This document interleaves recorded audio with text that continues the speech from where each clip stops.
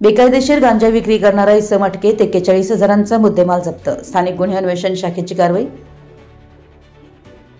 कोल्हापूर स्थानिक गुन्हे अन्वेषण शाखेने एलसीबी मुरगुड परिसरात धडक कारवाई करून एका इसमाला गांजा विक्री करताना रंगेहात पकडले। त्याच्याकडून 1 किलो 300 ग्रॅम वजनाचा गांजा व इतर साहित्य असं एकूण 41,200 रुपयांचा मुद्देमाल जप्त करण्यात आलाय। पोलिसांनी दिलेल्या माहितीनुसार मुरगुड येथील सूर्यवंशी पेट्रोल पंपाजवळ प्रमोद पांडुरंग भोई वय 33 राहणार मुरगुड तालुका कागल हा गांजा विक्रीसाठी येणार असल्याची गुप्त माहिती पोलिसांना मिळाली होती। त्यानुसार पोलिसांनी सापळा रचून 21 सप्टेंबर रोजी छापा टाकला असता आरोपींकडून गांजा मिळून आला।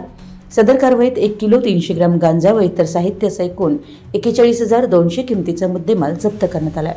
आरोपी विरुद्ध मुरगुड पोलीस ठाण्यात एनडीपीएस कायद्यान्वये गुन्हा दाखल करण्यात आला असून पुढील तपास सुरू आहे। ही कारवाई पोलीस अधीक्षक योगेश कुमार गुप्ता, अपर पोलीस अधीक्षक बी धीरज कुमार यांच्या मार्गदर्शनाखाली स्थानिक गुन्हे अन्वेषण शाखेचे पोलीस निरीक्षक रवींद्र कळमकर यांच्या पथकाने केली।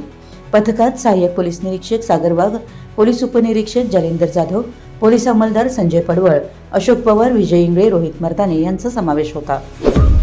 आपल्या परिसरातील महत्त्वाच्या बातम्या पाहण्यासाठी आमच्या नवसंकेत न्यूज चॅनलला YouTube वर सबस्क्राइब करा आणि बेल आयकॉन प्रेस करा।